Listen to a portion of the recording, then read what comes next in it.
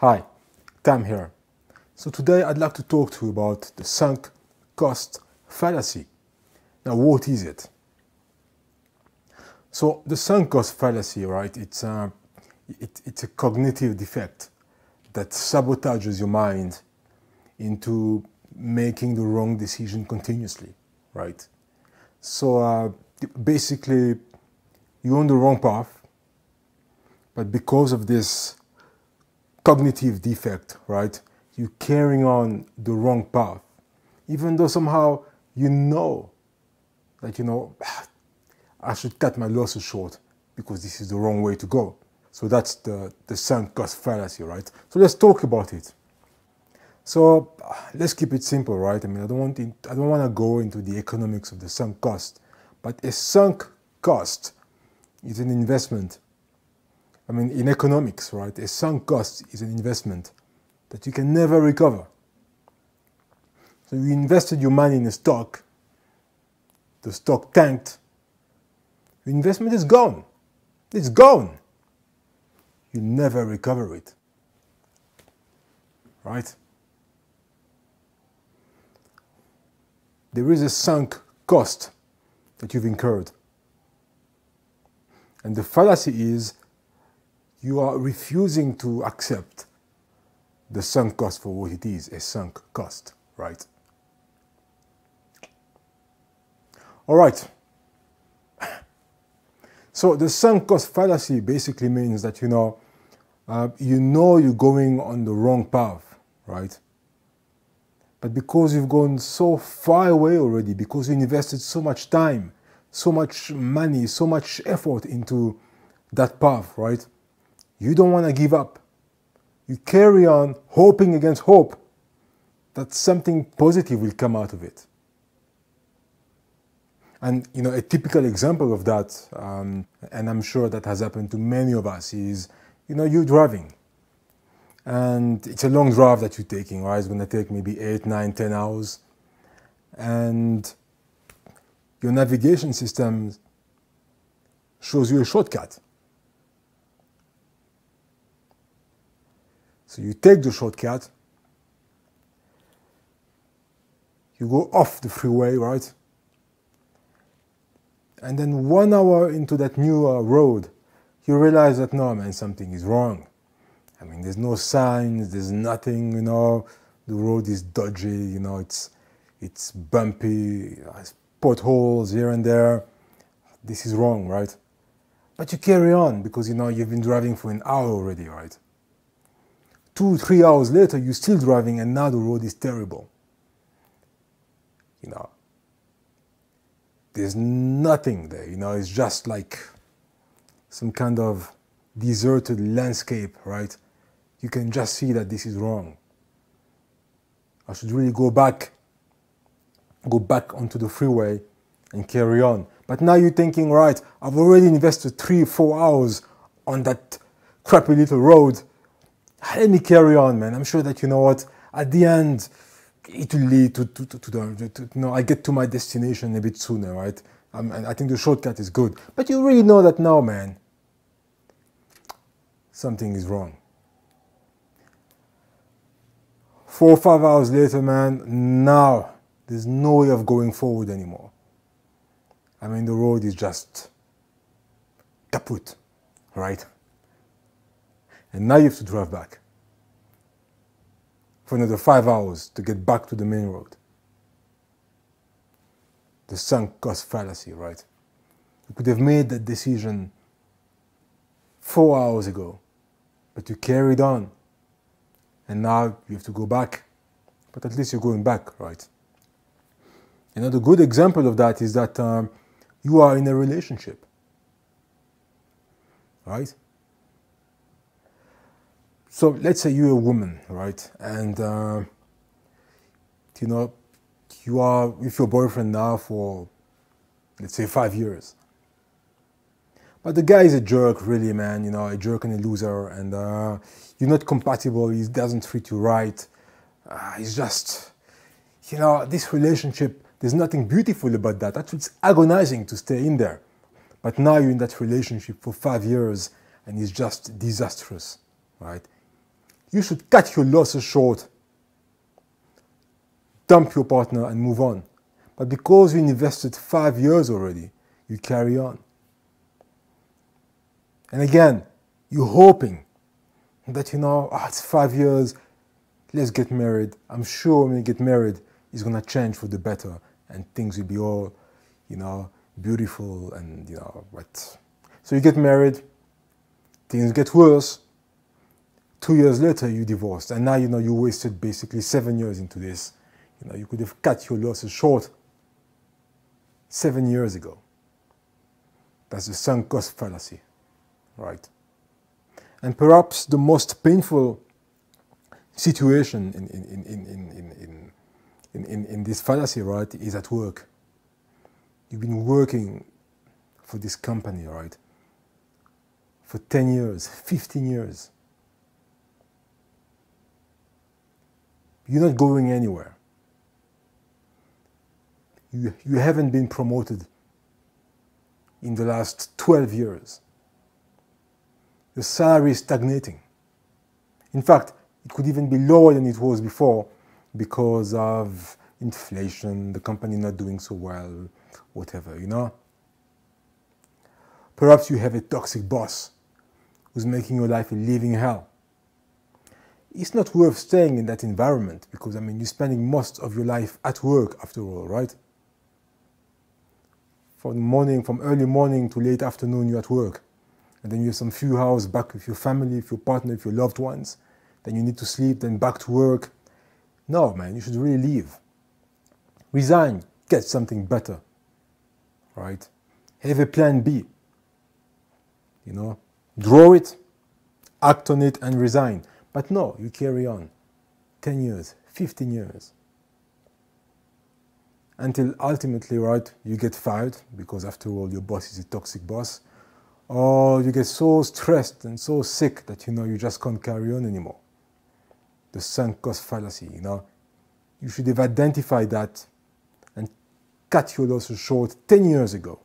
But you decided to carry on because you invested so much into it. Right.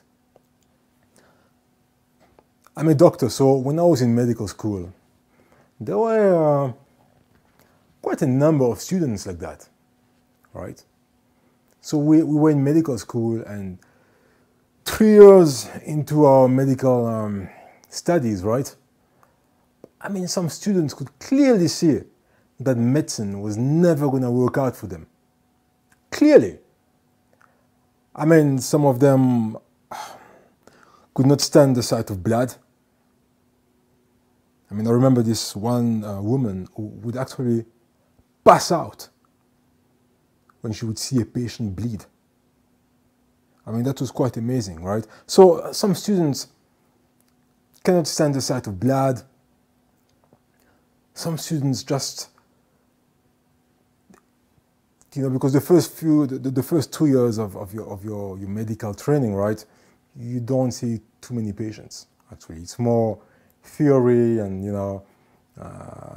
not much practice, right? It's more books than actually touching patients.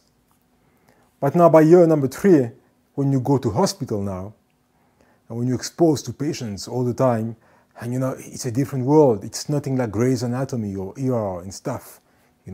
Hospitals can be really, really terrible sometimes. The smell of drugs, the smell of hospitals, right?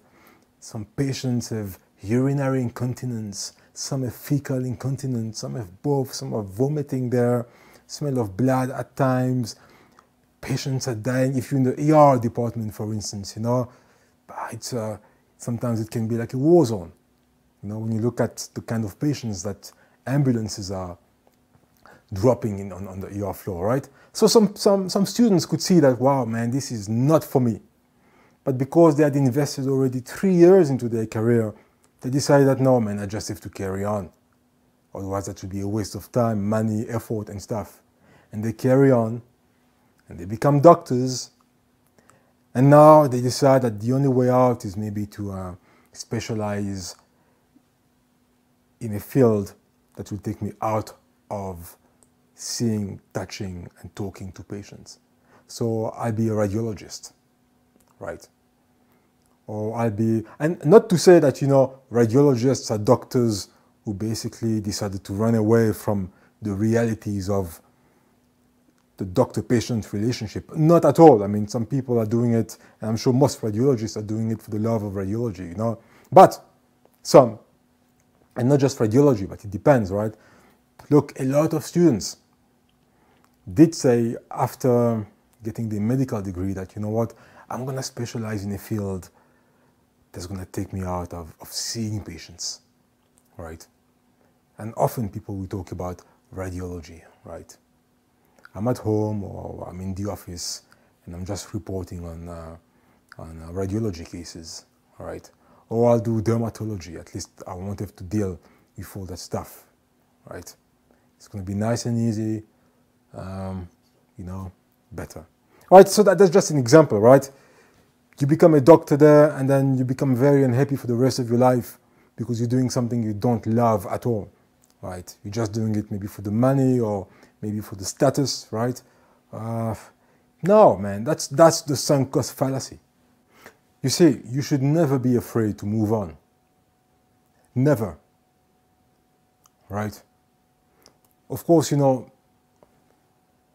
are all in our little comfort zone and feeling okay, right? You might not be feeling wonderful, but you're in your little comfort zone, in your hometown, and you don't want to disturb anything. You live in your own little ecosystem there. I mean, you find a lot of people like that, born in a certain place, in a certain city, right? In a little town maybe. So you're born in that town, you grew up in that town, you started working as an adult in that same town, you got married in the same town, and now you might be in your 50s or 60s or 70s in the same town. You've never experienced anything else, right? And that's, yes, you're in your comfort zone with the people you know, and but that's not a life to live, right? Like I said, life is just so short and also so beautiful. This planet is so beautiful, We have to experience it and discover it. So get out of your comfort zone and move on and discover and explore. That's why children are so exciting and so full of life, right? It's because, you look at a little toddler, right? The minute they learn how to walk, for them, a new world has opened immediately. Now they can walk. Now they can explore, right? Before they were just crawling, so there was not too much to explore, but now that they can walk, they can even run a bit, they can go a little bit further, they can grab things, they can, so everything is exciting. When you take them outside, everything is exciting to them, right? You don't need to take your little toddler to Disneyland or Disney World, right? For a little kid like that, for a little toddler, right? Just to go out of the house into some park is such an amazing thing because it's something they might never have seen before. Just looking at new flowers, new plants, new animals, new insects, They look at the sky and the cloud formations. It's something that's new every day, right? So life is exciting for them. And that's why some people, they leave their work, they take their savings, right? And they just travel the world. And often, other people look at them and wonder, but what kind of madness is that? Right? He left everything behind. She left everything behind to travel around the world. There's no madness. It's to keep your sanity, actually, right? To keep sane. You want to discover new worlds. I think there's nothing more exciting, talking for myself, there's nothing more exciting than go into a new country where you've never been before. Meet people that you've never seen before, Listen to people speak a language that you don't understand. that you're just beginning to learn. And every day discovering new places in that country. It's just so beautiful, right? It's so beautiful. And that's why traveling, they say, broaden your horizon. Yeah, but it's so much more than that, you know. It opens up your mind at so many different levels, you know. You leave the comfort of your house today, and tomorrow you fly to Japan. You've never been to Japan. You know, it's amazing, it's beautiful. You know, new culture, you know, you have to conform to new rules and regulations, you know, and it's just amazing, right? It's a discovery, you know. Then you go to India, then you go to Thailand, right? Then you go to Kenya, then you go to Norway, you know. Then, you know, traveling is a wonderful thing, right? Because it opens up your mind. It opens up your mind. That's true, right? And not only that, but it kills prejudice, right? But it's very easy to make decisions about people when you've never interacted with them. A good example is Donald Trump, right? I mean, the stuff, the horrible stuff he said about Muslims, right? About all Muslims, you know. About it's you can say this is a man who has never really traveled and explored other countries, other cultures for a period of time, right? Because if you go to the Middle East, for instance, and you spend some time there, and you go to Iran and you spend some time there, and you go to Japan and you spend some time there, and you go to China and you live there, and you go to, you know, it changes the way you see the world completely. And it becomes impossible to make statements like he's been making. Anyway, yeah. You know? So yeah, it's kind of something else, but basically, you know, don't double down when you're wrong, when you're on the wrong path, right? Identify the wrong path and have the courage, you know, to move in another direction. And you know, people get confused usually, you know, quite often, because they don't know where to draw the line between the sunk cost fallacy and perseverance. Now, perseverance is something that you must absolutely have in your heart, and you must absolutely do every single day. You must persevere. But you must persevere in the positive direction, right? You've quit your job to open up your own business.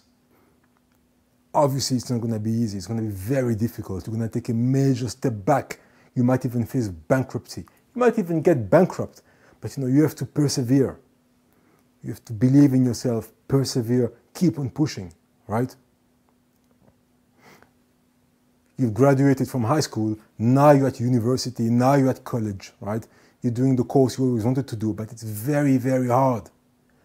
And you know, you might be failing subjects, you know, you might be failing the year, but you have to persevere, because if that's your dream, you must continue and pursue it.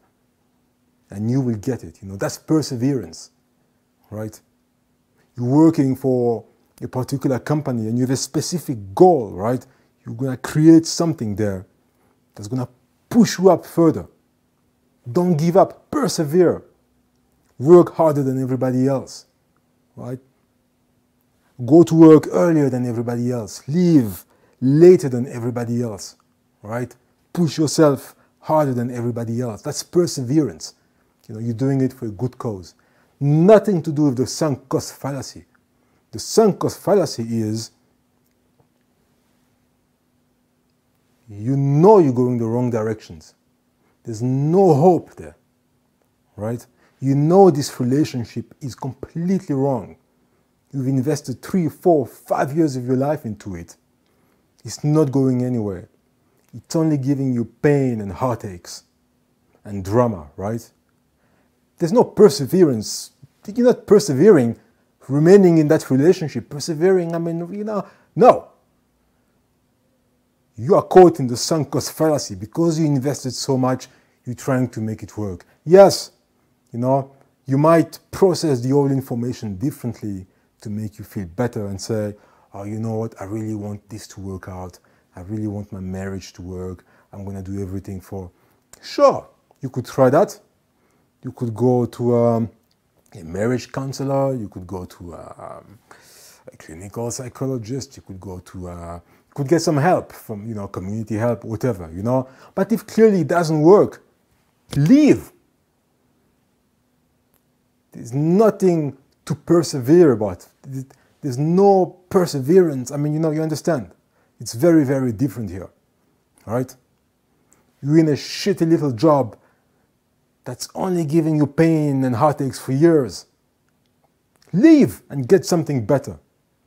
You're not you're not persevering. You cannot persevere into the wrong, right? I mean, perseverance is a virtue, right?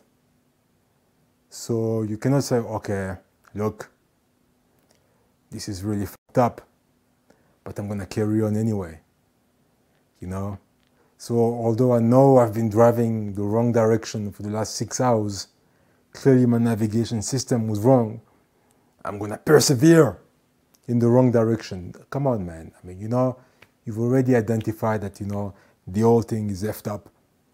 Turn around, go back to the main road and carry on. All right? Okay. Yeah, so anyway, that's it, the sunk cost fallacy, right? Identify it in your life, take care of it, and live a better life, Life is so short, so precious, right? Make every single day count, right? And don't compromise your happiness, right?